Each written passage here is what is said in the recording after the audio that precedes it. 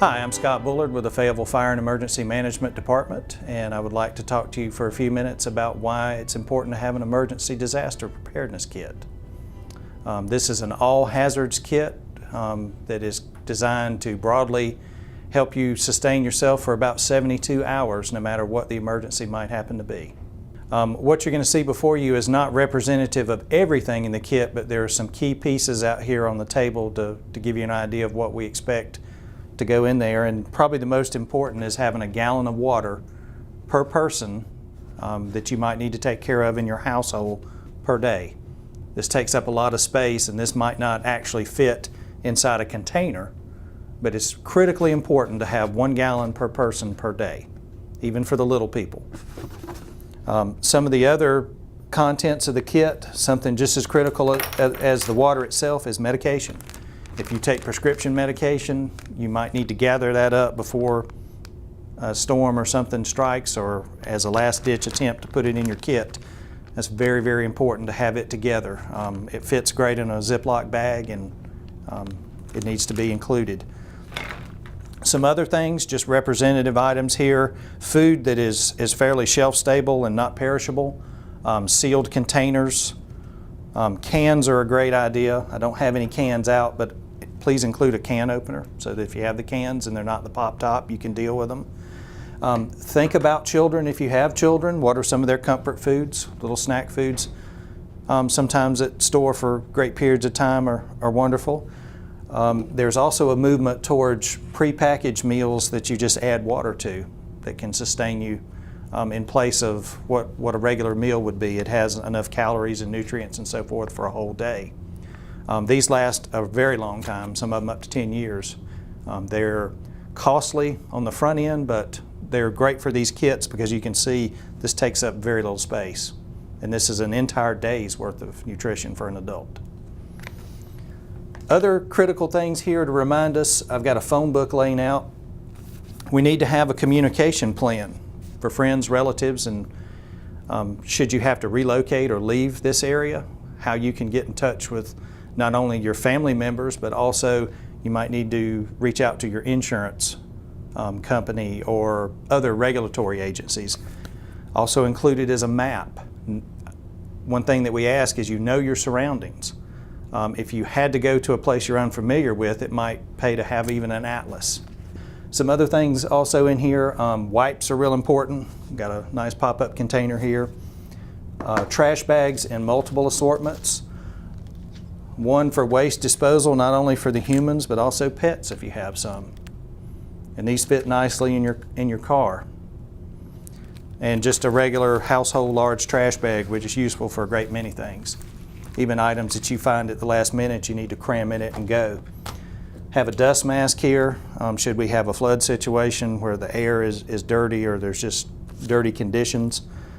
I included a whistle to call for help, because after a while you'll lose your voice from yelling, or you can just get a lot more audible warning out with a whistle. And then probably the most important piece of equipment in the history of man: duct tape. This is useful for so many things. This might allow you to close a tear in your bag, or any number of sorts of things. Also, some things that are not in the survival kit, as I mentioned. There's a great deal of food not represented here, because you have to keep in mind we're asking each person in your household to sustain themselves for 72 hours.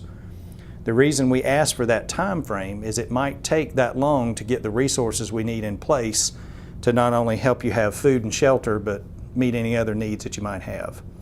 That's not to say that responders will not be responding to you in a faster fashion, but a lot of times in the response phase, we're looking for life-threatening injuries and rescue situations, and we may have to pass by the folks that are doing okay for the moment, and just ask you to be sustained along those lines. We also would reach out in terms of the different myriad of emergencies you can use this for. I mentioned all hazards, and that's what FEMA uses when they put together the campaign for these kits. These are good for many different things. The natural hazard storms get probably the most press and the most attention, but there could be other situations. You could also may consider having a smaller version of this kit in your car if you do a lot of interstate travel, because you never know when you're going to have a large traffic accident and be stranded out there for hours sometimes.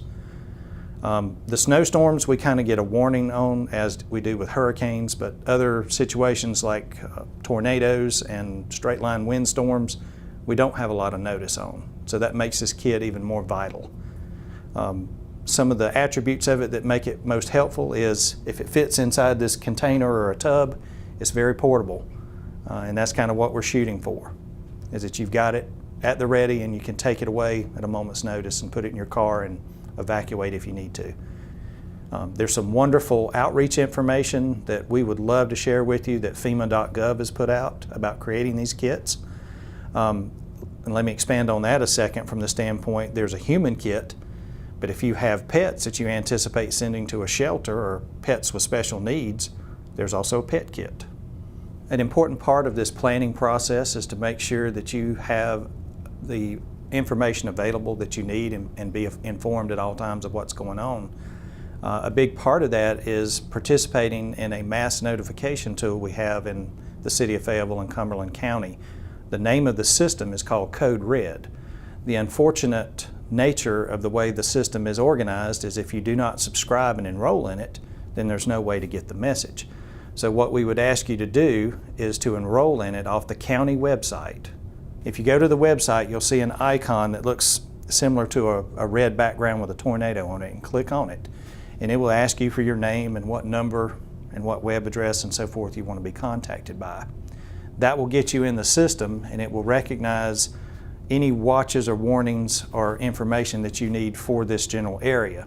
Another thing technology-wise, if you have a smartphone that is fairly a late model, fairly new, has a capability called WEA. It's Wireless Emergency Alerts. Some folks pronounce it WE.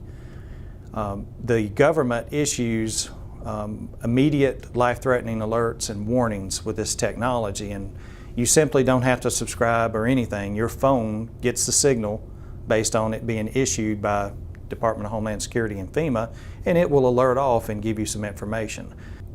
Another thing to have in your kit, and it's critically important, is to have some way to receive this information. Some people use battery-operated radios. There are a number of models also out there that have hand cranks on them.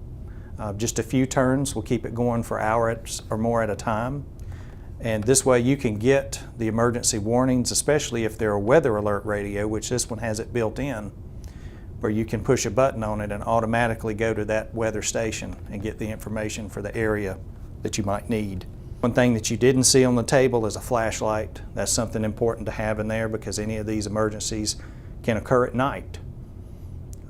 We discourage the use of candles or anything that involves an open flame for obvious fire hazard reasons.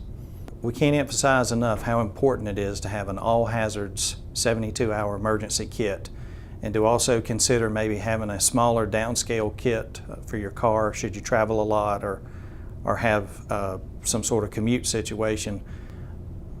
We can refer you to FEMA.gov for a checklist and some other materials that are actually online anytime you would want to look at their preparedness information.